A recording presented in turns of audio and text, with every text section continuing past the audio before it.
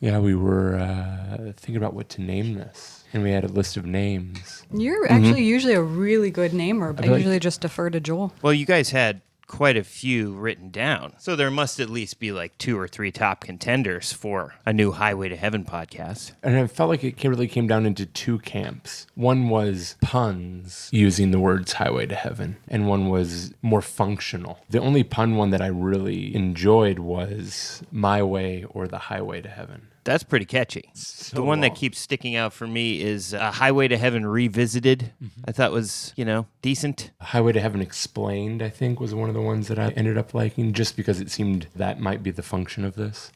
During the brainstorming process, kept thinking of what are things that you find on the highway, like a rest stop? The only other person I asked was my sister Sarah, and she liked the Highway to Heaven rest stop, but I don't know. Is there some sort of more attractive name for what a rest stop is? Because, I think this show might be relaxing and a nice diversion while exploring the highway to heaven. But, the rest stop implies I really need to go pee or something. Like Highway to Heaven, Scenic Vista or... Historical land. Yeah, historical marker or scenic vista. I do like marker. the sentiment of that. I like the sound of the Lost Highway to Heaven, but I think that brings up too many, that you just think of Lost Highway. Well, I mean, that's not a terribly bad thing. Yeah. Lost Highway to Heaven. We would be uncovering episode by episode exactly what did occur on Highway to Heaven. This show that I think probably still has quite a following in reruns, but it's just not really at the forefront anymore. So I think Lost Highway to Heaven is also an attractive name for this podcast. We've been recording for a minute or so let me just take this moment to say, ladies and gentlemen, welcome to the brand new podcast all about Highway to Heaven with your hosts, Rachel Meyer and Joel Luders. My name is Sam Hine, and I'll be the moderator of this program. Joel and Rachel are going to explore in as much detail as they see fit, ladies and gentlemen, about what occurs episode to episode in the classic Michael Landon TV series Highway to Heaven. And I'm going to be there with them every step of the way. And I might have a lot of questions because here's the deal, people. They're going to watch the show, and then they're going to tell me what happens on the show because I'm not going to watch the show. Not because I'm opposed to watching the show, but I just think it would be really funny for everybody if I don't watch the show and I end up with this weird imaginary version of Highway to Heaven in my brain that'll constantly be recalibrated by you two. And I think that might be what's potentially pretty exciting about this podcast idea. I think that might have been Michael Landon's vision. He just didn't quite know it at the time. That the show gets watched and then explained. I was going to start the program by asking you guys what your perceptions are of Highway to Heaven to begin with. And Joe, you were well on your way, so please continue. Yeah, as a child, the theme song to Highway to Heaven would come on, and that signified the end of Saturday morning cartoons. And at the start of to me, as probably an 8-year-old kid, a boring show was about to begin. And it always kind of threw me off because the intro showed Michael Landon walking around who looked like an aged rock and roller, which looked cool, but then hitchhiking and walking down the street. And then the show would be just something really slow. And I tried many times to watch it and to get into it, but I never could. For years, Highway to Heaven just meant end of fun. It's time for church. Okay, interesting. Rachel, tell us about your perspective on Highway to Heaven and what your entomology is as a Highway to Heaven viewer. Growing up in the early 1980s, we watched quite a bit of Highway to Heaven in my household. And I just remember seeing the star of Highway to Heaven, Michael Landon, and immediately recognizing Pa Ingalls, who is a pivotal figure in my life, being the father on Little House on the Prairie, which is another excellent TV series and also a good book series that I was really raised on. So I have very warm, good memories about watching Highway to Heaven with the family growing up. Haven't watched it in years. I do have one memory of, as an early adult, catching a late night rerun of Highway to Heaven, sitting up by myself, don't remember the context or what was going on, but I do remember being moved to tears by this particular episode of Highway to Heaven. I don't remember quite what the episode was, so we'll see if we run into it somewhere along the line here and it sparks a memory. But again, haven't watched the show for years, but I have very warm memories surrounding it. Excellent. And for me, I might have, being another child of the 80s, I might have seen a certain amount of Highway to Heaven. I feel like this was a show that was a pretty good bet to be on in my grandmother's house. And I didn't really have anything against it, but I was probably more interested in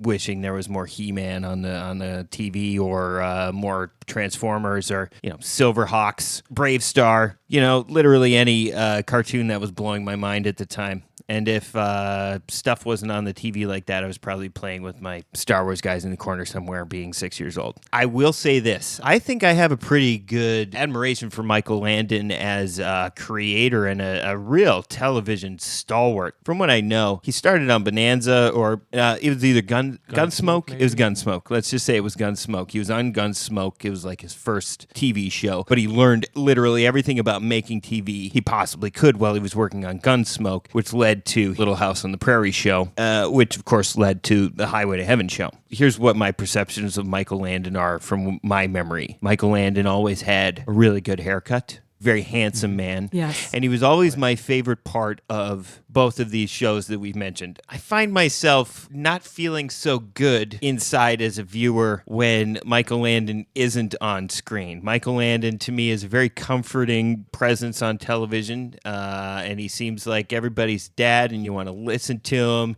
you want to obey him, you trust him. And I got to tell you, maybe I didn't watch a lot of Highway to Heaven because I couldn't stomach some of like the real like hard-hitting episodes of Little House on the Prairie. Sort of scarred me from wanting to watch Highway to Heaven because there would be at points where like Michael Landon would be on the screen and then like a big sister, she goes blind and it's like a horror movie, and then one of the little kids is like falling down a hole and is like trapped by herself for hours. And I really never felt good unless Michael Landon was in the scene on the show, and everything else was terrifying me. Maybe that has a little to do with why I wasn't drawn to watch Highway to Heaven. What I hear you saying is you were just really concerned that the big sister from Little House on the Prairie was possibly going to show up on Highway to Heaven, and everybody wants less screen time with her. I think we can all acknowledge that. Yeah, Yes. and if anybody listening is not familiar with Michael Landon, I would say do yourself a favor and go Google early Michael Landon, because he is a very attractive man. Oh, yes, he I is. think we can all appreciate that.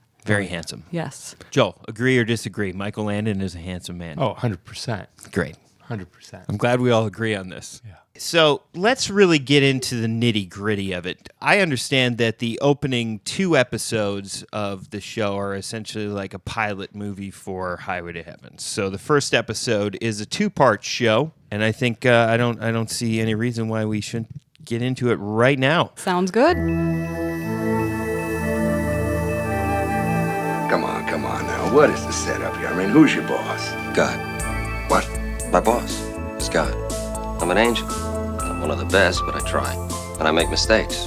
Guess he figures the only way I'm going to learn is by mistakes. I'm kind of new at this.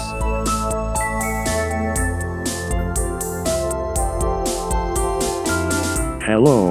Welcome to Highway to Heaven Revisited. Hosted by Rachel Mayer and Joel Luders. With moderator Sam Hine.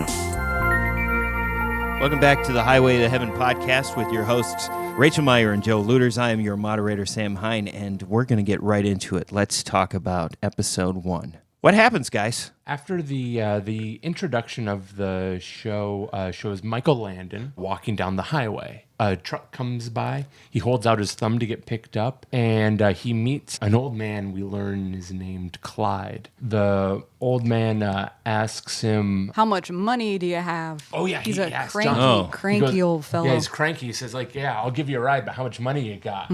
Oh, so it's not like, hey, nice haircut, get in my car and start your TV show. This old guy, Clyde, he wants to at least get some gas money. He wants money, and Michael Landon's kind of like confused and a little indignant. And Clyde says to him, "Nothing's free in this world, pal." To which Michael Landon, otherwise known as Jonathan, is his character's name. Oh, yes, that was going to be one of my first questions is, what is the name of Michael Landon's character on Highway to Heaven? Jonathan Smith. And this is where Jonathan Smith really, this is the very beginning of what I think is the one of the greatest things so far about Jonathan Smith are his one-liners. Okay, wait a second, Joel. I think I'm going to be the cranky old guy, and I'm going to say the line, and then you say Jonathan's line, okay? You got it. All right. Go ahead. So I'm cranky old guy who doesn't want to give Jonathan a ride. Nothing's free in this world. Kindness is. That is a hard Landon burn. Yeah. And this is about the first, 30 seconds of the show, so we're getting a And the pretty old- solid introduction. Okay. Then the old man replies like, "Well, what world are you living in?" And then speeds off. But wait, 100 yards down the road, the old truck comes to a sudden stop. It appears to have broken down. Oh, my. Yeah. So good old Jonathan just keeps on walking down the road and says hello to the man again and asks him if he can take a look at his truck. And what's his name, Clyde? I just Clyde. wrote cranky old man. Clyde goes, I know this truck. He doesn't this is want my him to truck. look. No one can work. You can't work on this. You can't fix this.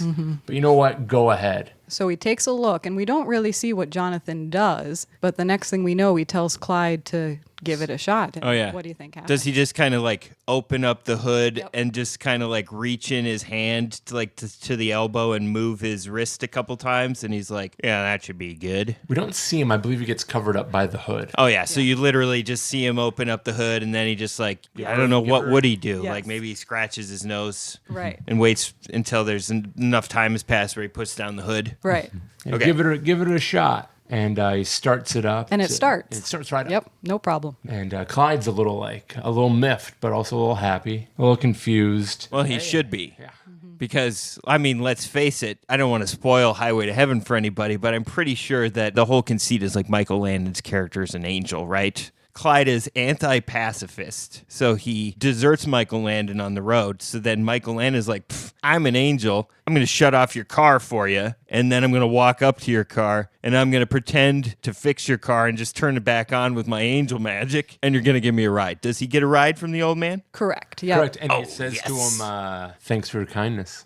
Yep. Yeah. So we've got some pretty heavy hitting intro to what this show is going to be about. And I think there's one more part where Clyde comes in is after he gets the ride. Oh, yeah. They take him to Haven Crest. Yep. So he drops him off in front of Haven Crest, which is a nursing home, which we don't call nursing home anymore, but that's what What they do called we it call there. them? We would call that long-term care or skilled nursing facility. Clyde drops him off in front of a long-term care facility. Correct. I think Jonathan says something at this point about the truck.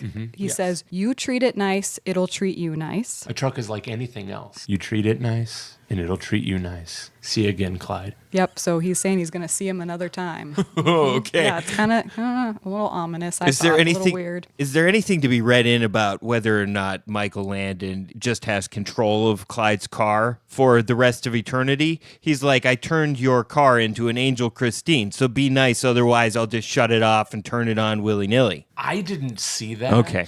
I feel like it's possible. With See You Again, Clyde, I just kept thinking he's going to bump into this guy. He's coming back. So Michael Landon is there in front of the Hillcrest long-term facility. I'm wagering to bet that he's got some business there. That's correct. He goes into the main office and basically says, like, hey, I hear that you're looking for a new gardener. I'd like to apply for the job. And they're like, we haven't put that in the newspaper yet. How do you know? And he said, oh, I was just down at the newspaper and heard about it and figured early bird gets the worm. So he's talking to the administrator, Mr. Haskins, who is another just surly fellow who is not at all happy about having Jonathan come in and apply for this job that he apparently needs filled but doesn't want people coming in to apply for. So he asked Jonathan for his references. And Jonathan, as an angel, he doesn't have any references. We'll need some references, of course. Yeah, well, that'll take me a little while to round up. I'm from back east. Well, you can't expect me to hire you without references. Did your last man have references? Of course. Well, where's he? What? The last man. Where's he now? I fired him What for? because he was lazy. He wouldn't work. Just goes to show references don't mean everything. Mr. Smith, I don't believe this conversation's getting us anywhere. Our policy is... I'm willing to work the first month without any pay. If you like my work after that, I go on salary. You're willing to work the month without pay? That's right. If I don't do the job, you just say adios. Don't lose a thing. All right. I'll give it a try. Thank you, sir. Miss Gordon, would you show Smith where the utility room is? Yes, sir. I would also assume that he promises to work for free for a month because he's an angel and he's a magic being and he doesn't actually need to buy sandwiches or eat them. So he could just afford to work for free because money doesn't actually apply to his ability to live. Absolutely. And there is another character that we haven't talked about who's in the office this whole time, and her name's Leslie. She's some kind of a nursing assistant or nurse. And as far as I can tell, those are actually the only two people that work in the nursing home, because those are the only two people we see. I would have to say that that is a fiendishly understaffed long-term care facility. Is this an actress that you remember seeing in other television shows of the era? Is this somebody who's still famous? No, not that I could recall. All right, so I would assume that pretty closely after the Mr. Haskins scene, there's a commercial of some sort. And when we get back, does Michael Landon already have the job? He does, and Leslie's showing him around the property. Is he wearing coveralls?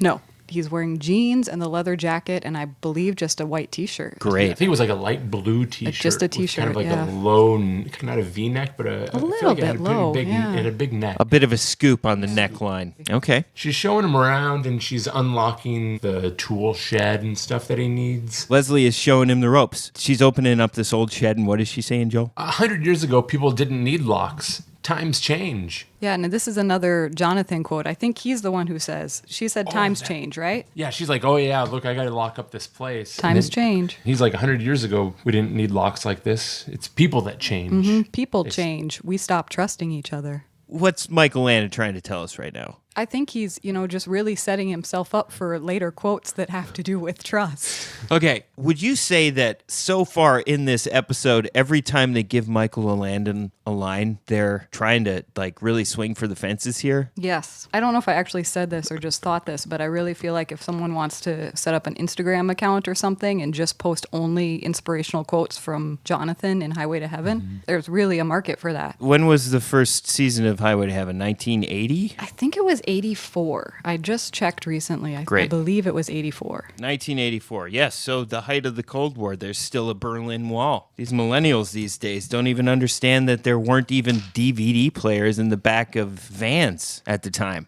People change. Is there any romantic overtones to this? We're not quite there yet, but I did just realize while they were unlocking the tool shed, he was asking her if she knew anywhere to rent, to live, because he needs a place to stay. And then she actually said there is an apartment available in my complex. So she says, just come walk home with me at the end of the shift and I'll show you the apartment. So then I can only assume that something narratively occurs to Michael Landon in the middle of doing his job on the first day. Is that the next scene? I believe the next scene is in Estelle's room. Does that sound right to you? I've written down 2 old ladies in a room. Yes, Estelle is the first old lady. She's in denial about getting old and keeps speaking about her daughter's going to come back from Europe to visit her and take care of her and get her out of this place. She speaks very disparagingly about the other old folks, like, these are all old, confused people. Not me. I'm young and vibrant. She's kind of a jerk. Does she have the mental capabilities that she purports to? Is she lucid? As far as we can tell, yes. Okay. We'll find out. The majority of the residents at this nursing home seem to actually be in very good health. Oh, But interesting. she probably is in her 70s, attractive older woman, curly white hair. But just to say why he was in Estelle's room, he fixes something. I think it was an air conditioner. Estelle says no one could fix it. The old handyman couldn't fix it. Well, that's and- because he was too lazy. Right.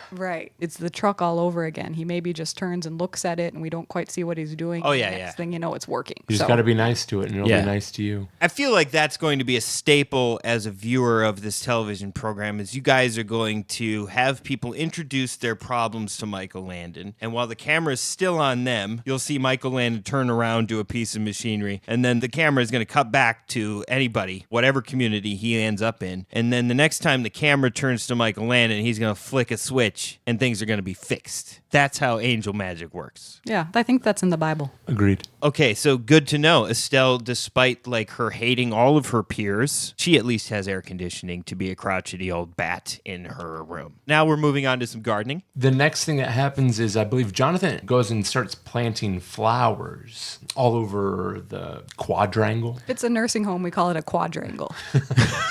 Yes, lots of flowers around the quadrangle. All right, so he's walking around the quadrangle. What variety of flowers, just for my own sort of Yellow, imaginary bright. version? I think they're mums. Do you know what mums are? They're like the smaller, kind of compact orange yellow. A lot of petals, very small petals, a very dense sort of blossom. It's kind of like a little puff. It's like a baseball. Yes. Okay, so he's planting mums around the quadrangle. Someone tells him that it's a waste of time. What he's doing is a waste of time. Is an old person I saying believe it's this is a waste of Was time? this one of the older men, or was this Mr. Haskins? It was Mr. Haskins who The hired him. Said, administrator. this is a waste of time. This place is going to get sold soon. So why are you trying to make it look nice? Oh man, Mr. Haskins. Yeah. This guy is hard to read because at the beginning he was like, I need somebody to do this. You're planting flowers? I gave you this job. But what you're doing is a waste of time because I'm going to sell this place. And honestly, I think in some ways it's a limit of being able to empathize with Mr. Haskins' plight, because I think things like that come up in people who are struggling in between a position, because he wants somebody that's reliable and a go-getter. But then when that person's actually trying to perform their duties in that way, it's like, wait a minute, this place is being sold. It's complicated. It is complicated. But, I can only imagine that Michael Landon, after hearing the news of the place getting sold, he's found his purpose. You are onto something. He needs to save some people. He needs to save these people at the long-term care facility so that they have the ability to walk around the quadrangle and enjoy his chrysanthemums. Mm-hmm. Also, Mr. Haskins is unhappy and asks him where he got all the flowers, because that's certainly not in the budget. There's no money in our budget for flowers. Oh, no, these didn't cost anything. They were free. From a friend of mine. All of this? Yeah, much as we need. One thing my friend's got is lots of flowers. Well, I gotta run. Waste of time. When the place is sold, it'll be torn down anyway. So this is the first reference to the great almighty, really. Yes. I mean, we can only presume that his friend is the guy upstairs. We should maybe consider keeping track of this, how many different phrases they use for this friend, for this boss, this person upstairs. You might have just said them all. Oh, my gosh. Yeah. Well, I'm sorry if I ruined the adventure for us. So when Mr. Haskins is getting all surly up in his mug at the quadrangle, does he wreck any of Michael Landon's shit while he's, demeaning him? He is overheard by some of the residents, which I think was unintentional. You could see it affect them and dishearten some of the older residents. But they do find themselves enjoying Michael Landon's company. Oh, yes, definitely. Almost everyone does. Not everybody at the long-term care facility is interested in Michael Landon being here. Well, we're actually going to move away from the long-term care facility. Oh, yes, we were at Lindsay's apartment, correct? Mm-hmm. Leslie. Yes. So they walk back to the apartment, and it's not an apartment building like we're probably all thinking of. It's more like a series of little houses. It's all one story, kind of like a motel setup with a bit of a grassy area in the center, sort of a U shape. Strip mall / one-floor motel. Yep. I can see it in my mind. But so she actually was planning on him meeting the manager, and the manager is not there when they get back to the apartments. Angel magic. Right. So I believe she offers to let him just wait in her apartment. Oh, yeah, you can just come over to my place, Michael Landon. Well, the manager's not here. And he's like, whoa, that is such a weird coincidence. I'm an angel. Okay, so they go into her apartment. How hot and steamy does this get, guys? Not hot and steamy at all, because there's someone in her apartment. There's already someone there. Oh. Her brother, Mark, who'd just gotten fired for fighting. And for any of our Little House on the Prairie fans, Mark is played by Victor French, who is also a longtime character neighbor on Little House on the Prairie. Very recognizable character. Obviously, for the pilot episode, he's going to be pulling from that pool of actors that he's worked with in his long, illustrious career up to this point. But, I'm sure that as a fan of Little House on the Prairie, was this a comforting presence for you? I mean, initially, yes, but then he's not the most likable character at the start, so I was having a hard time managing my feelings. All right. Well, Dang. the thing is, he was a former cop for over a dozen years. Victor French or Leslie's brother in the narrative? I wish it was Victor French. Okay, so Victor French was not a cop. Before he became an actor. Leslie's brother, Mark. I think he was a cop. Let's just start that rumor. I love it. Victor French was a cop. He saw the worst of humanity, and it seemed to have broken his spirit. He can't hold down a job. He's kind of teetering on the line of alcoholism, I think. When we first meet him, he's sitting in a chair, drinking a beer, and he says, I think Leslie offers Jonathan something to drink, and Mark says, this is the last beer. Something like that. Nice. So he's a freeloading, cranky, self-hating alcoholic. Is he smoking inside? No. Okay, he's not smoking cigarettes inside, which a lot of people did on television shows in the 80s. Yes. It wouldn't have surprised me. So let's give it to Victor French. At least he loves his sister enough not to light a cigarette in the house. He respects her apartment. Mark, the brother, storms off and leaves. Because I think there's a very brief confrontation where he explains that he's home because he got fired again, and Leslie expresses concern, and that's when he storms out. Okay, so mostly the interaction is between Leslie and Victor French. Michael Landon doesn't really bestow any Jonathan Smith witticisms onto Victor French. No. Jonathan Smith turns to Leslie and says, you know what, I'll go stop by Rex's bar and check on your brother. Michael Landon doesn't even hang out and talk to Leslie after she invited him in and her brother finally left. He's like, I'm just going to go talk to your cantankerous brother down the street. And she's like, yeah, oh, great. I worry so much about him. Right before he leaves, he turns to Leslie and says, maybe you should spend some time worrying about yourself for once. Let me ask you this question. If you had met a guy at work and then like a half a day later, you were like, I trust you, go counsel my brother on my behalf. I mean, maybe if it's Michael Landon, but generally, no. We'll see how the series goes, but people are very welcoming to him. Does any angel magic happen before he gets to Rex's bar? Is this where his outfit changed? Oh, I don't know. I don't remember. At one point, he changed from a T-shirt to a blue button-up shirt. For you, Joel, as a viewer, were you just like instantaneously like, what? Yeah, I was like, wait a minute. He was just wearing a T-shirt earlier, and he was not leaving his own house. He went from someone else's house to some other location, and his T-shirt changed. And he walks in, he sits down at the bar. They begin to have a conversation, confrontational conversation. I think I missed something in my notes. I don't know if I have it, because Mark did not want Jonathan to sit down next to him. And at this point, he seems like he's had a couple of beers. Surly says, no one tries to make out with my sister. One of them gets called a beaver face. I don't remember that. I can't believe I forgot that. I think Michael Landon maybe calls him a beaver face. Michael Landon is the one throwing around an insult, the beaver face. I could be wrong. Oh, man. One of my favorite parts, though, here is where Jonathan Smith grabs Michael by the forearm, and he's so strong. It reminded me of one of those scenes like when the Terminator grabs like a big muscle-bound guys by the fist, and they just go, whoa, whoa. It sobers him up, and he's just like, oh, okay, yeah, okay, we're not going to fight. But I think that's what led them into having a better conversation, because that's the one thing that I wrote down from their conversation. If we want to get into 80s tropes, Mark starts talking about his sister Leslie, and he's very concerned about her. And he says Leslie hasn't had a date in 5 years. All she does is sit at home and read a book every night. And keep in mind, Leslie's pretty cute. She's a very attractive woman. But Leslie hasn't had a date because she reads too many books, and she's plain and smart. And those plain smart girls who read books, they never get dates. I'd also say on Leslie's behalf that I don't think Victor French as her brother is doing her any favors in her dating life. I don't think so.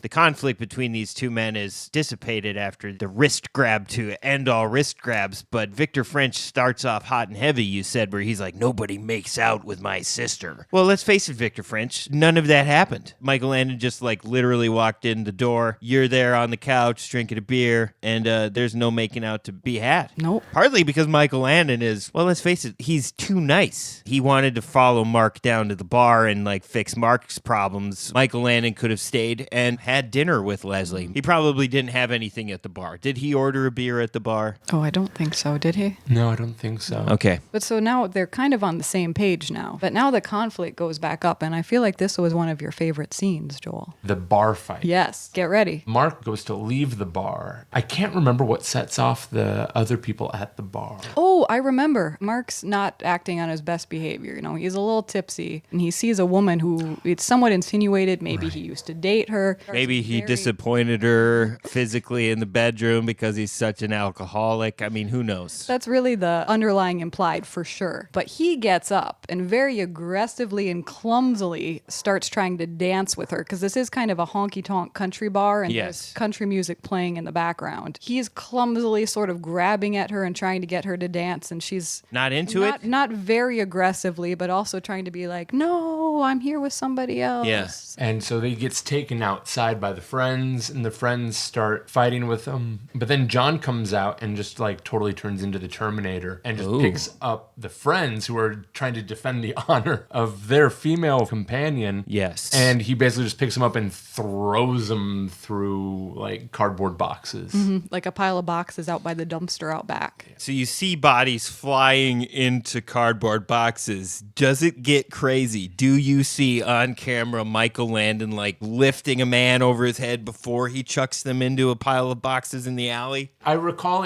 grabbing the throat of your shirt and maybe lifting them off the ground. Was there a shot sort of like where you see Michael Landon's feet and then also the other man's feet in the alley? You see the person getting lifted up's feet where they're like clearly off the ground. You watched this, right? I did not watch this, but I come to this show from a filmmaker's perspective. I just want to know what the footage available for my movie in my brain is. Yeah, and I think it's pretty clear that Jonathan just doesn't need to show off that much. So he's just straight arm flinging dudes into cardboard boxes. How many dudes? There's got to be at least 3 or 4 dudes looking out for this ex-girlfriends of Mark's that actually needs the protection. He had reason to be beaten up. Not Yes. that we condone that, but Mark is more important to the plot because he's Right. Leslie's. He's Leslie's brother. He's the secondary character. Michael Landon is going to side with him, even though he had an ass kicking coming and he should have gotten it. Yes, that sounds right. I don't quite remember. I have a quote written from the fight, and I can't remember when it was said, but at some point they were talking about fighting, and Jonathan said, "I turned the other cheek." But he didn't, really. He didn't. No. I believe he got punched in the face, and then he maybe was like, "You can punch me again." I turned the other cheek, But and the guy then I punches him think again, and then he beats He everybody threw up. him. So he saves Mark in the alley, and then they must limp off together down the alley. Yeah, do you remember? I feel like that's kind of just It end just scene. fades to scene, and then Yeah, that's then just we're at the scene right next there. morning. John shows up at Leslie's apartment with bicycles. 2 bicycles. Not a tandem bicycle. That would be a little too Muppet movie, a little too on the nose. Good morning. Good morning. How do you like them? What? Our new bicycles. Our bicycle? Yeah. I thought it'd be a lot more fun to ride to work than walk. You know, get a little cool air in your face, wakes you up in the morning. Well, I couldn't. I haven't ridden a bicycle since I was a little girl. Come on, riding a bicycle is just like swimming. You never forget how to do it. No, I couldn't really. Where did you get them? Oh, a friend of mine gave them to me. Where do you get all these friends? You've only just come to town. I guess I have a way with people. Now, come on, man up. Really, I can't. I mean, aren't we a little too old to be riding bikes to work? Leslie, being afraid has nothing to do with being too old. I'm not afraid. Then get on your bike. All right. Here we go. But you'll see. All right, I'll see. You lead the way. Go!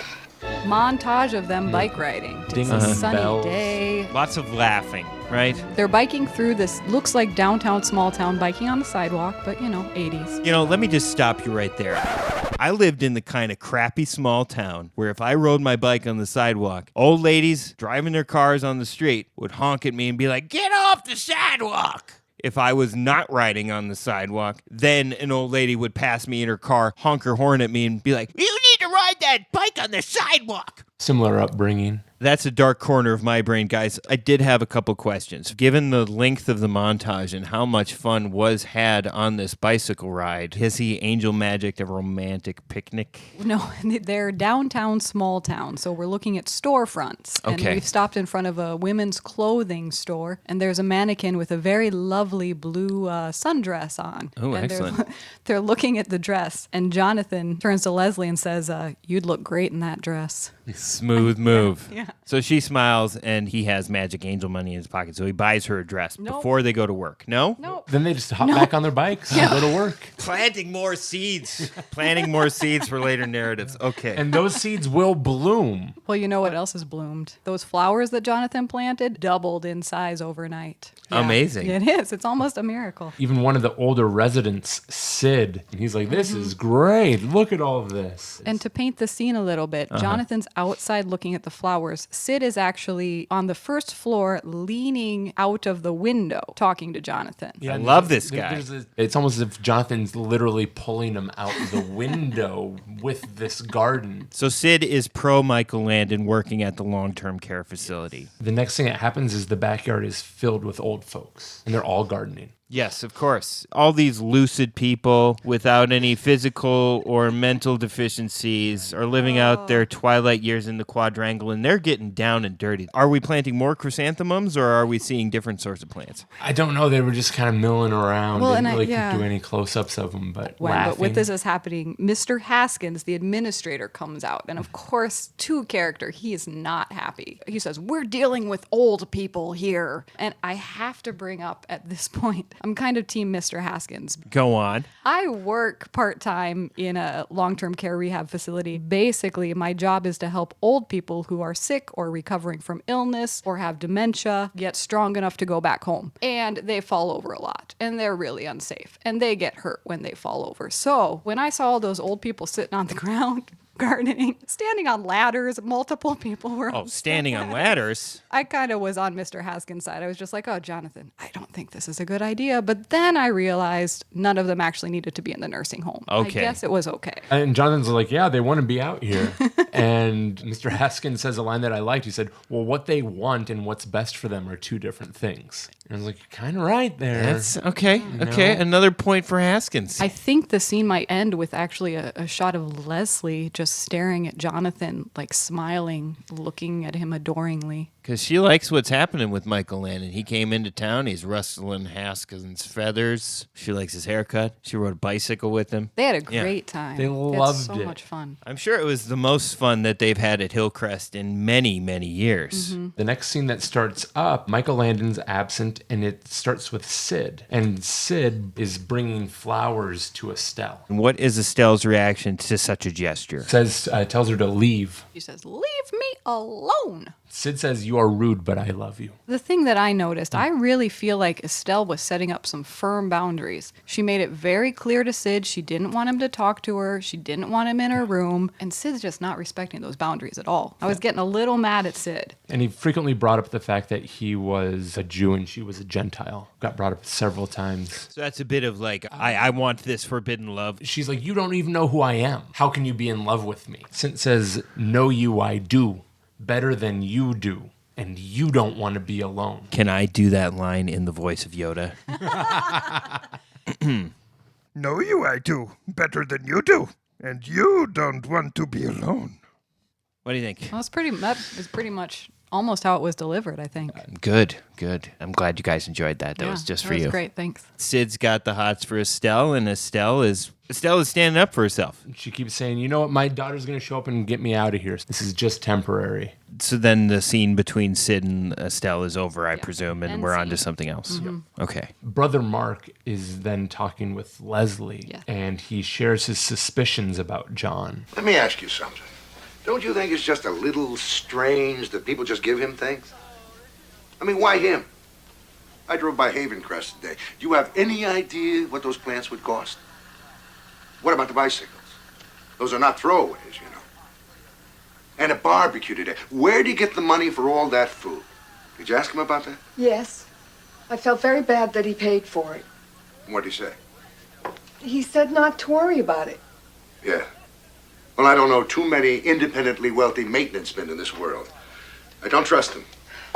The trouble with you is you don't trust anybody. So Victor French isn't buying what Michael Landon's laying down. And I do think that there was that scene where Jonathan grabs him by the forearm using his Terminator strength. Oh, I forgot And while about that part. While it worked good on like de-escalating, I think it definitely left with a lasting, like, there's only a reason a guy's this strong, and he's probably done prison time or something. Or he's a robot from the future sent to kill you in the past so that the future robot singularity can be fully realized. Does Victor French think that Michael Landon is the Terminator? He has done nothing to dissuade him from that notion. Okay, so he comes to Leslie and he's like, think about the bikes. Where are these flowers coming from? And then also, he grabbed my arm really hard and it hurt my feelings. Which I understand. I mean, like, if someone had saved me from a fight, that wouldn't necessarily make me trust them or believe them. Or it would just mean that they are more powerful than I expected. And it would potentially make me more suspicious. I mean, think back. So we've all known each other for a while. Sam and Joel, you two have known each other longer probably than I've known you. I just want the record to state that I have viewed both of you as my friends for as long as I've known you. But so think back when you first... I haven't asked you to do nearly as many things for free as I have of your husband. It took a few more years. Yes. Think back to when you first met Sam. Can you remember, Joel? If you had just met Sam and that night you had gone out to a bar and somehow gotten in a fight and this guy who you just met all of a sudden like whomps all these other guys. I mean, would you be super suspicious? Does that help at all? I would be suspicious, especially if it was that. And I go, oh, this guy I barely know. Like, just cream 3 guys at a bar. How does Leslie receive this message from Mark? She's going to invite Jonathan to dinner. And we'll see who's who and what's what. Okay, so next scene. Are we at dinner? We're back at the old folks' home. Is this still part 1 of Highway to Heaven? Yes. Okay, great. Jonathan is in Estelle's room and has a box. And he hands her this box. And inside is a little ghost-eyed puppy. Just the cutest puppy cutest you've ever puppy. seen. A little ball of Fluff. brown and black fluff with little rings of white around its white, eyes, ghosty big eyes. ears, just so cute. This sounds against protocol right away, but I'm sure it brings an immense amount of sunshine onto Estelle's face. Well, she doesn't want the puppy. She's like, I don't want anything to do with it. She doesn't want the puppy? Michael/Jonathan, he sells it because he tells her that this is his puppy that he just got, but because of his new job, he doesn't have time to take care of the puppy. So he would like Estelle to watch the puppy while he's at work. But Socialize that's it. also going to mean that she needs to socialize it. She needs Yeah. to take it out on walks. And by the way, the puppy doesn't have a name. So he asked Estelle to name the puppy too. So he just couches it all as a big favor to him. There isn't any suspicion that Estelle is the Antichrist, because we all know one of the cardinal rules of the Antichrist is that as soon as it has a dog, the Antichrist must name its dog, and then Armageddon may begin. Well, in this case, she names the Antichrist dog Poofy. Okay, so maybe Estelle isn't the Antichrist. Does she begrudgingly accept the task of the puppy care? I think that's a hallmark of John's asks. Jonathan gives his spiel and people go, oh, okay. She's going to co-parent a dog with Michael Landon. Yes. Until he skips town, and then this dog has no place to be at night. We'll cross that bridge when we get there. So I can only assume we're going to dinner. We're following Mark around. He's out on the beat, like a gumshoe. He's doing a little A side hustle. gun/bike shop. Guns and bikes. I think it's actually a bike shop. I think that's what it says on the outside, the bike shop. But then there's a huge display of guns behind the counter, and the guy behind the counter is selling a gun to someone as Mark's browsing the bikes. I could feel like a pawn shop, but from the outside, they put bikes up in the windows. Mm-hmm. He asks him if he's given any bikes off to any friends recently. He's trying to track down where Jonathan got the bikes. And the guy's like, why would I do that? I didn't need to sell them. He gets kind of mad. He goes, I'm not giving you any free bikes. And then Mark asks if he's had any bikes stolen or if he's heard of any bikes being stolen. Okay. The guy says no. Inconclusive on both fronts. Dead lead, I think they call it in the PI world. That's a dead lead. Okay, so then what happens? Are we still following Mark? Then the show ends. Then the show ends. Oh, and that ends part one. So no bikes have been stolen. Nobody's given away any bikes to any friends. Estelle's heart is still shut. We're kind of pulling for Mr. Haskins. And then Leslie's cooking dinner. That's the end of part one. Very abrupt. Well, I think this is a great time for a little pee break for the host of this show as well as the moderator. We'll be back with part 2 of the pilot series of Highway to Heaven. Highway to Heaven Revisited will return after a brief intermission. This is the intermission. It is happening right now. Please subscribe to Highway to Heaven Revisited wherever you get your podcasts. That way, you will never miss an episode. Visit our website, highwaytoheavenrevisited.com, to listen to every episode of the podcast. While you are there, you will find links to our social media pages, contact information, and ways you can help support the show. If you enjoy the podcast, please consider supporting Highway to Heaven Revisited on Patreon. Visit patreon.com/Highway to Heaven Revisited to see the variety of special perks exclusive to Patreon patrons. Is your company interested in sponsoring Highway to Heaven Revisited? Please send an email to highwaytoheavenrevisited@gmail.com. Sam has been waiting his whole life to read your ads on the show. Intermission is over. All right, ladies and gentlemen, we're going to start unwrapping the second episode, part 2 of the pilot movie of Highway to Heaven. Rachel, how does part 2 begin? We're back at the nursing home. Sid is bothering Estelle again. Well, fancy meeting you here. Mr. Gold, I'm trying to walk my dog. Am I stopping you? That's a nice doggy. Listen, now that you're out of your room, I thought we might have dinner together in the dining room. No, thank you. Why not? I'm not such a bad person. We could talk a little. I can't. I can't leave Poofy alone. Poofy? My dog. He's only a puppy. I can't leave him. Listen to this. Suppose I bring the trays down to your room and we have dinner there. more private. Mr. Gold, you ought to be ashamed. Of what? Flirting at your age. Listen to this. Do you know how old George Burns is? You're not George Burns. This I know. If I was George Burns, you'd have to be 20 years old for me to ask you to dinner. Good day, Mr. Gold. I'm pretty sure she tells him to leave multiple times, and so he does, but he always has to get the last word in. I'm getting a little frustrated with Sid at this point. How would you feel as a staff member having to intervene in this scenario with Sid just being relentlessly horny for Estelle? I'd be like, Sid, cut it out, or I'm going to have to fill out so much paperwork, and we might have to put a sign across the door that says, Sid, stay out. Ooh, Yeah. ooh, that Yeah, would that really happens send a message. sometimes. Yeah.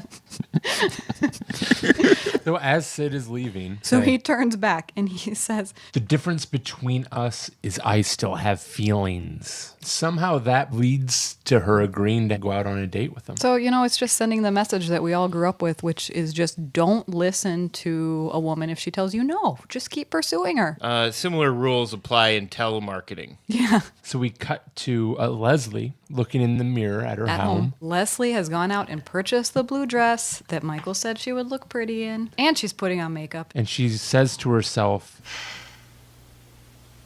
I look pretty. I find that a bit troubling. I don't know if you guys know this about me, but I am anti-angel hypnotism.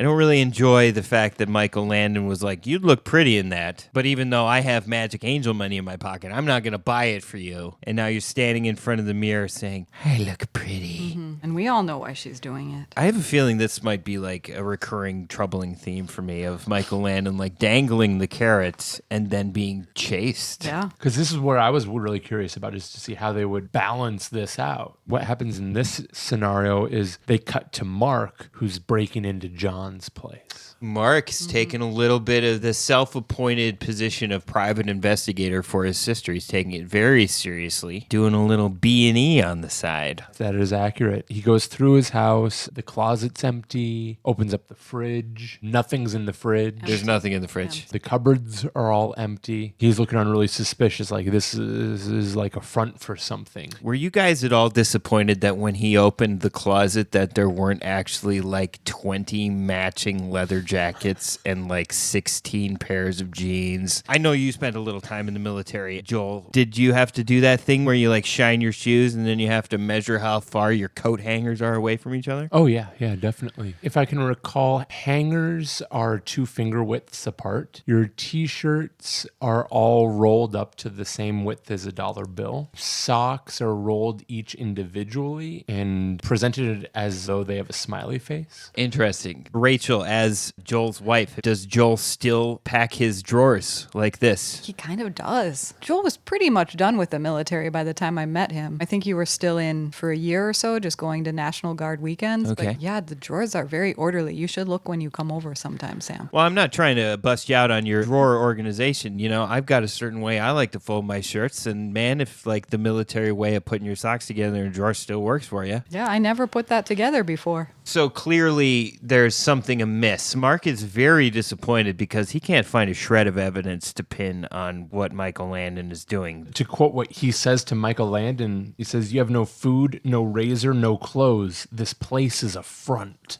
When Victor French says this place is a front, what does that imply in sort of like the 80s gaze? Well, I think my 80s brain, when I would hear the front, would just picture it's a front for something, would just picture like generic, shady looking men sitting around tables, shuffling papers, and maybe drugs in the background. With the 80s, the default was anything nefarious always has to do with drugs. But the idea of that this place is a front would imply like a shell business kind of a thing. But I feel like that's a step too far. Is there any implication that Michael Landon might be a married man who's just like, he's got his own apartment, but he's trying to get with my sister. He's like trying to get a mistress. I didn't imagine that, but that does answer a lot of questions. Yeah, I had not considered that either, but wow, that's a good theory. Thank you. I mean, this is just the kind of stunning insight you can get from not watching the show and talking about it with your friends. Okay, continue, please. They're at Leslie's, which is like next door. She's making dinner. She's making dinner.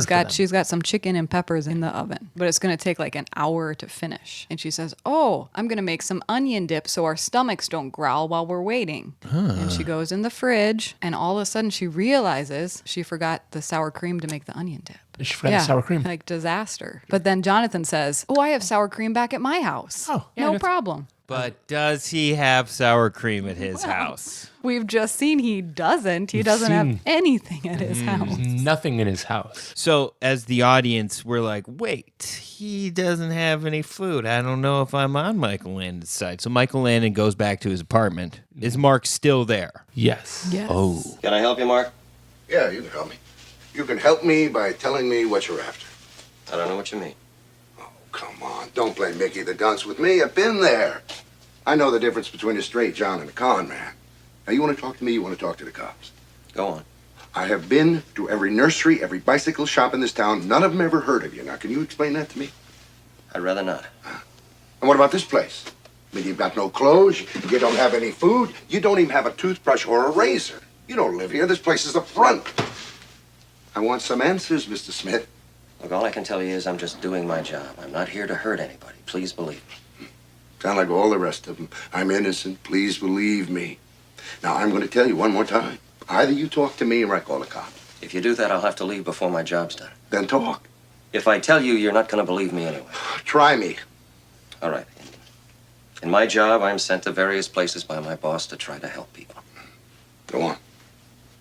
I'd like to leave it at that. Yeah, I bet you would.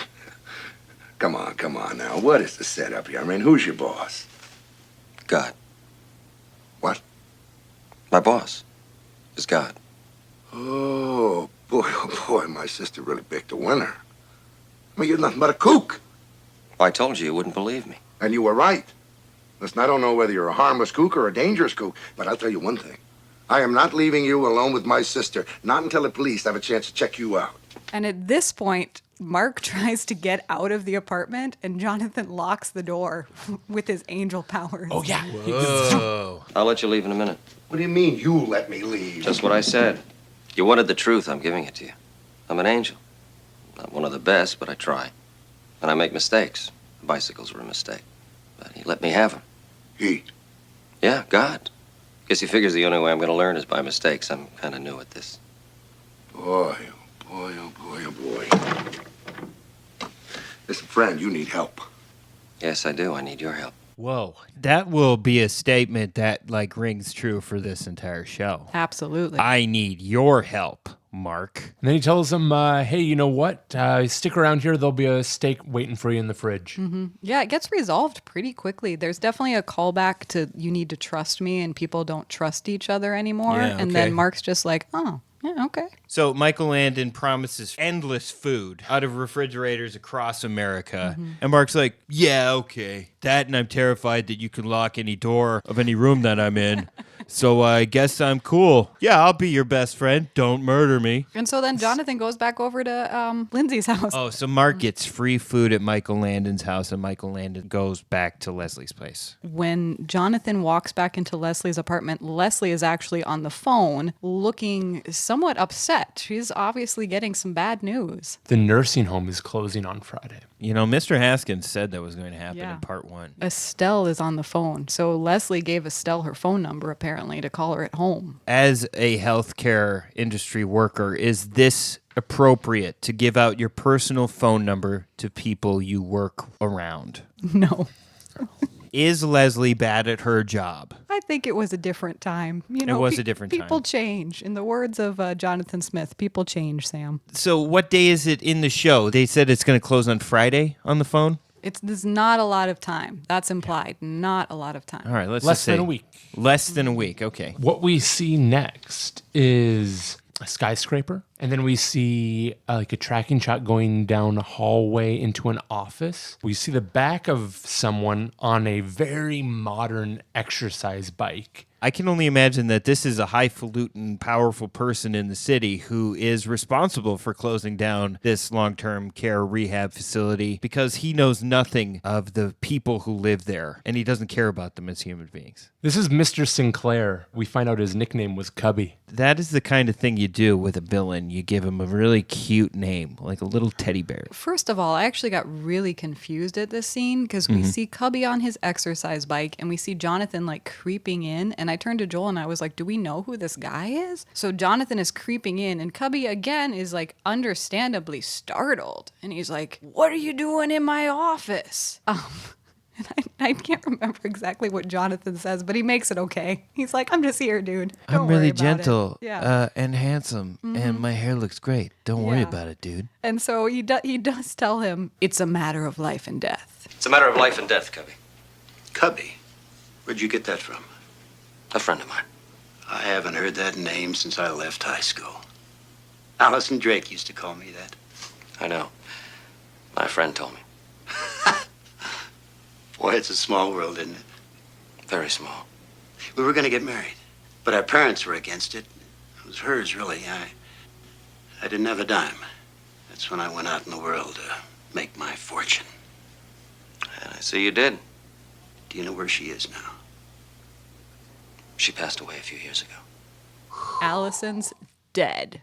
So Jonathan tells Cubby, no, you waited too long, man. Allison's dead. She waited for you. Mm-hmm. I guess you were too busy. Too busy riding your exercise bike. And then Cubby says, it's a cold world. Jonathan says, people make it that way, Cubby. People make it that way. So long story short, what's going on is Cubby is the one who's going to buy the long-term care facility. So Jonathan is there to make a counteroffer and try to get a chance to purchase it himself, get a little more time. And after this troubling story, something is tugged on Cubby's heartstrings, and he agrees to give them until 6 o'clock tomorrow. Something is come up with tugged the on money. Cubby's heartstrings. Somebody has hacked at Cubby with a hatchet on his bone marrow. Here's where my mind is going. Is Michael Landon just going to pull out some angel monopoly money out of his pocket and then the administration of said medical facility, is it just going to be like clandestinely operated by the guy upstairs? It's not quite that simple. You have the ability to lock and unlock doors, to be super strong, to make steaks and sour cream appear and disappear. Can you just make money appear and disappear? Which is actually a very good question that Mark asks Jonathan in the next scene. He basically is asking him why he can't just use his powers to save the long-term care facility. I can only do what the boss will let me do. So what you're telling me right now, guys, is that Michael Landon can literally angel magic anything into existence except large sums of money. Well, he can if the boss will let him, which does kind of bring up some theological issues. Basically, Where does that money come you can from? do whatever you want, and God will either let it be okay or he won't, right? Because he makes the rules. Yeah, so do whatever you want and just wait for judgment. Basically, I mean, that's kind of what Mark's saying. Well, Mark comes up with a really good idea. Bake sale? That's would what I probably would've be a better gone with. idea. Racetrack. Let's bet on the ponies. Oh, okay. Let's place a wager on the ponies. And you might remember, as we just established, Jonathan doesn't have any money. Mark and Leslie don't have any money. So where do you think the money's going to come from? The old folks. He asked for their savings And their Social Security checks. and their Social Security checks. This is highly troubling to me. So Mark, who we've already established is gone rogue with some PI B&Es. Now he's literally showing up at the old folks' home and being like, Estelle, Sid, all your money. We're going to go bet it on the ponies and we'll save your house. I mean, he does bring them together and ask them, but the residents' response, one of them says, Well, what are we waiting for? Let's cash our checks and get to the track. The next scene shows a flatbed pickup truck driving down a dusty road. And in the top, all the old folks are standing in the back end. They're standing. At least a dozen of them standing in the All of back. them. All of them are All all of standing. them. And the bed of the truck is open. and flashback to the first episode, it's our old friend Clyde, the grumpy truck driver who didn't want to give Jonathan a ride, is now driving all the senior citizens and Jonathan and Mark and Leslie to the horse track. You guys remember that Wilford Brimley, Ron Howard movie, Cocoon? Where the old people are, at some point, they just feel young again and they start doing crazy crazy things like jumping into the swimming pool. Do you feel like the morale has been lifted to a point in this long-term care rehab facility where like just the sheer association with Michael Landon is just bringing everybody joy and making them forget? It's peeling away the years. Yes, it's definitely the Michael Landon effect, which I think we will continue to see throughout the series. Reminded me of, I believe it was in Twilight Zone, the movie. There's like the kick the can episode where everyone goes back, becomes children again briefly. Scatman Crothers. That was a good one. So they get to the track. Nobody falls out and dies. When they get to the track, what occurs? The first big question is really, how does John know which horse to bet on? And John's like, I think my boss is just going to let me know. Yes, it comes back to the god's either going to let us win or he won't. And he sees a horse walk by with number 5 written on it. For some reason, he's just like, I think that's the one. Number 5. Mm-hmm. One time I heard on a cooking show that the number 5 is a good luck number for the Chinese, I believe. There was a chef that was served a dish of 4 fried shrimp. And he's like, it's a shame it couldn't be 5 because that is the traditional number of good luck. Do you think that ties into anything? Probably. I see nothing to dissuade you from that notion. Great. I'm glad you're all on board with this. They picked number 5 because it had something to do with Chinese mythology. And then one of them, Mark, maybe asks, hey, what's the horse's name? Jonathan says, Laura Ingalls Wilder. Close. Oh. Devil's Lad. Ooh, good luck, bad luck. All wrapped up into one strong pony. The announcement of that name, John looks up at the sky with guilt. And then we cut to a little boy getting his nose blown. For some reason. Forgot about that. Is he at the racetrack or are we just totally somewhere else? At the racetrack. Yeah, I forgot about that. I think I turned to you and said, Did we miss something? Did you guys rewind to make sure that you hadn't like had an alien abduction occur or something where there's like lost time? We didn't, but maybe we should. We should have. And then at this time, Sid then goes to place the bet. So Michael Landon looks up into the sky guiltily because his horsey has the D word in its name. Mm-hmm. A kid has a booger in the stands. And then Michael Landon goes to place the bet. Sid Goldman goes in. He holds up the line. Yeah, he's just standing in line and everyone's staring at him like, oh my gosh, what's this old man doing? Come on, you got a line behind you. Now 5 minutes. 5 minutes to post time. Old timer. You all right? I'm fine. Just praying.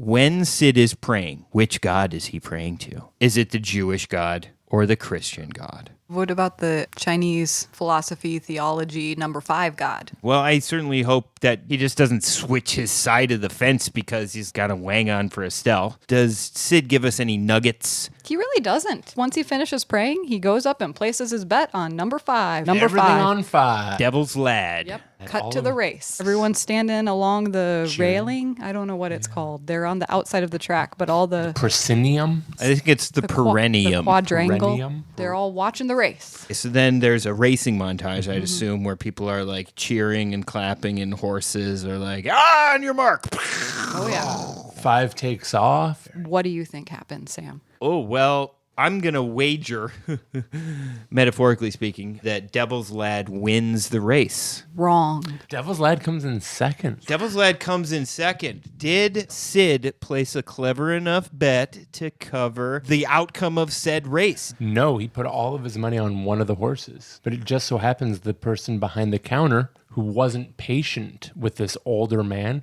put it on horse number 6. He made a mistake. Guy behind the counter made a mistake. But it wasn't a mistake. It was horse God's number 6 won. intervention. So after all of that, the horse with the awful D word in his name did not win. And luckily, there was a clerical error. At first, when I found out they really hadn't won, when the horse came in second, I felt some sort of relief because everything I've learned throughout my life is that gambling is a sin. And I did not think God was going to let them win. I mean, I thought they were going to pull it off somehow. But so I was like, yeah, you got what you deserve. But I guess gambling is okay as long as there's a clerical error involved. Yeah, they just muddied the water enough that it wasn't clearly wrong.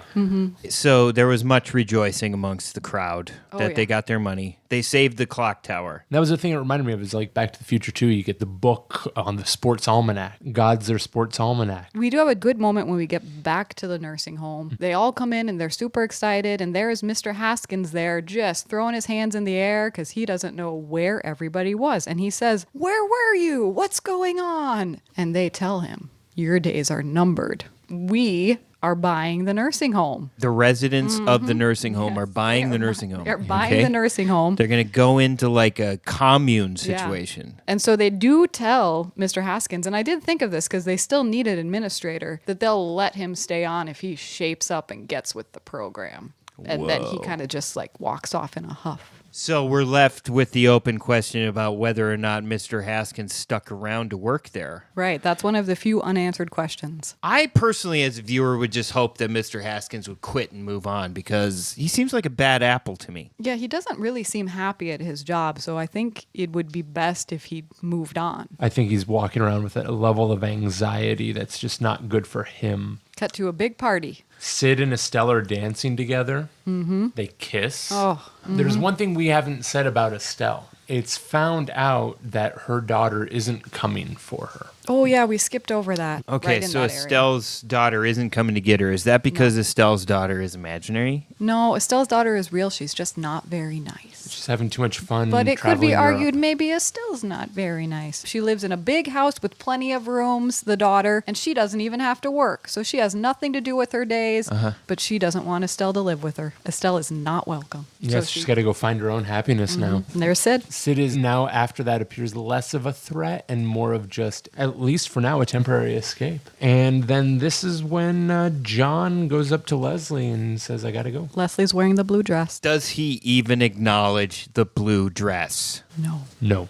That is troubling to me. Well, and so what actually happens is Jonathan and Mark are talking. That's right. Before That's right. Leslie finds Sorry. out. They kind of go off to the side, and Jonathan tells Mark he has to go because the job is done. The job's done. I got to go. This is where I started getting Quantum Leap. Yeah. I'm not quite sure how we got here, but they start talking about Leslie. Here, do you want to, maybe we should just do this one too. This is a good one. Okay, we got another reenactment. Do you want to be Michael Landon Sure, I'll this be time? Michael Landon. I'm all she's got. No, Mark. She's all you got. Mark and Jonathan hug. We hug.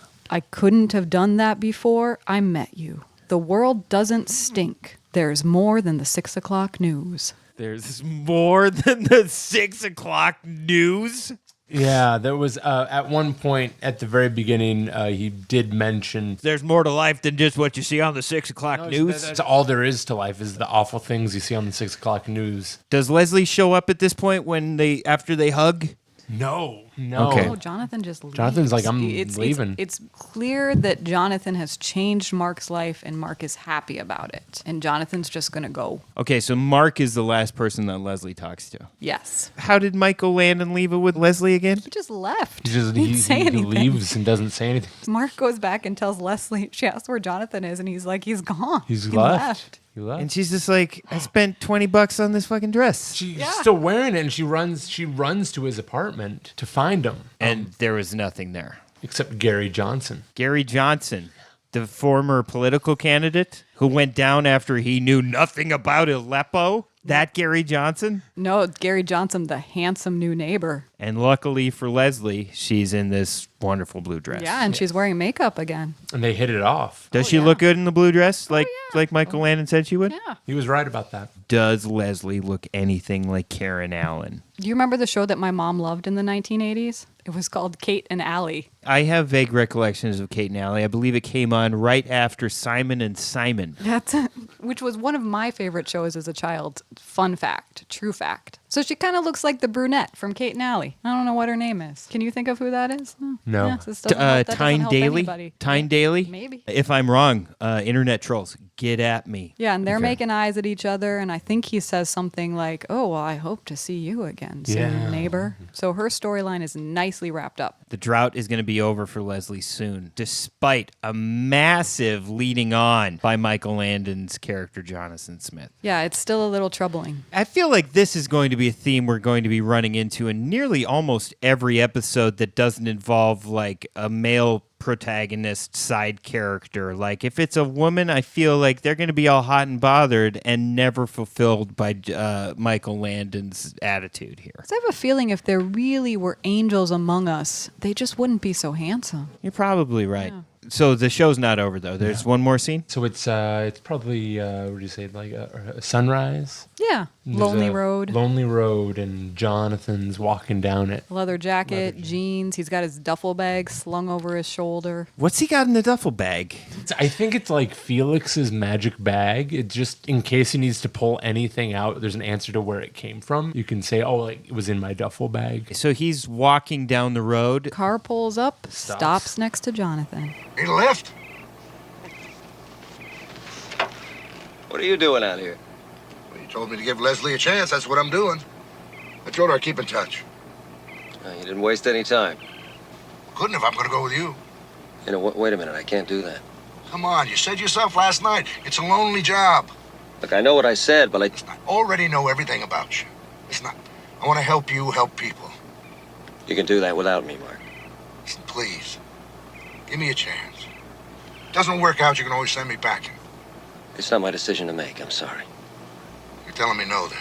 Then Jonathan reluctantly drives off. Mark drives off. Oh, yeah, Mark, yeah. Sorry. Mark drives off. Mark reluctantly drives off. Does a and U-turn. Oh, that's right, yeah. Does a That must have U-turn. taken a minute. Mm-hmm. Does a U-turn, car breaks down. Again, about 100 yards away. About 100 yards away. Just Okay, call so back to the very beginning. Oh, so It was the boss. so Michael's like, I didn't do that. Yeah, and he does look at the He sky. looks at the sky. He makes a gesture of like, really? Kind of lifts his hands up, lifts his eyebrows. Yeah. Okay, so then I can only assume Michael Landon walks back up to Mark's car and gets in the car. He hops in. Hops in. Starts right back up, and they drive off into the sunrise. You got it. Whew. That's amazing. Yeah. Would you recommend that the listening audience out there really take the time to watch the 2-part episode of Highway to Heaven? Once they've taken the time to listen to us explain it in detail. Yeah.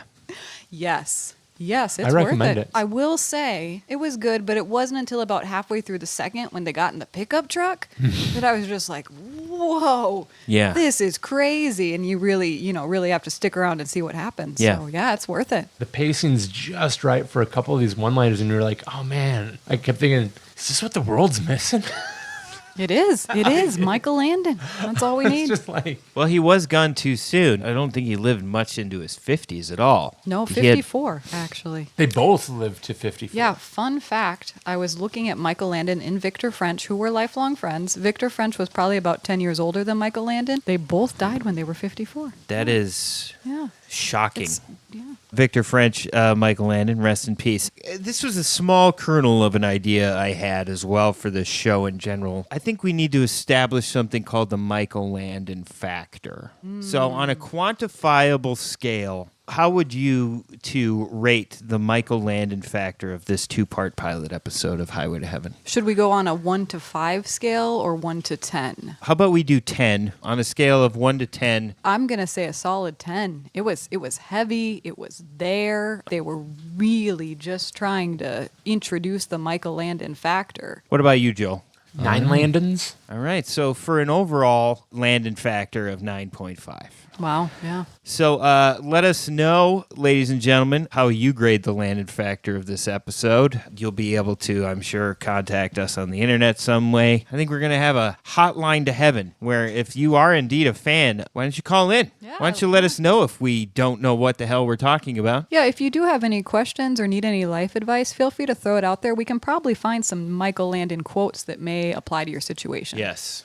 Joel, do you have anything left to add? I've been rambling on for years. The only thing that I would add is each episode kind of has a moral lesson, whether it's something that's said or maybe the story overall. Here's the moral of the story for me. The moral of the story is angels are magic, but not with money, and gambling's okay as long as it's a clerical error. Do you agree with that, That's Rachel? exactly what I was going to say. Rachel's just purely on board. Joel, do you have a different take on this? What lasted with me the most was basically saying that life isn't completely hopeless, but that if things are hopeless, it's not because life is completely hopeless, it's because humans have made it that way. And if humans have made it that way, then it can be changed. changed. That's much deeper than mine. But I honestly believe that in my heart, that no matter how old you are, there is room for you to change and improve your behavior for those around you in your environment. You know, my takeaway on that note is just remember the story of Clyde. Clyde at the start was just a grumpy old man, but with the wise words of Jonathan, where he reminded him that kindness is free, Clyde turned himself around and ended up driving a pickup full of senior citizens to the track. So be a Clyde whenever you can. That's great, and I couldn't agree more, Rachel. Thanks for the 3 hours you've spent with us here listening to this first episode of this new Highway to Heaven podcast. I look forward to talking to you both again about many more episodes of Highway to Heaven, and I think it's about time we say goodbye. I think so. Thank you very much, Sam. Next time on Highway to Heaven Revisited.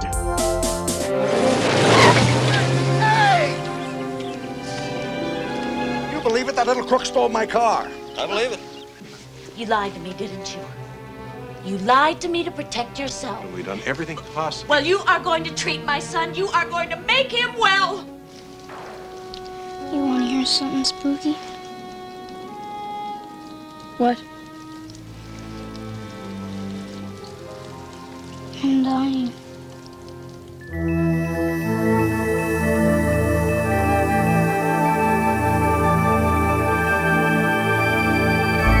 Highway to Heaven Revisited is the galaxy's only podcast offering a comprehensive view of Michael Landon's classic 1980s television series, Highway to Heaven. Do you want to watch along with Rachel and Joel? Highway to Heaven is streaming almost anywhere. Check your favorite streaming platform to see if it is available.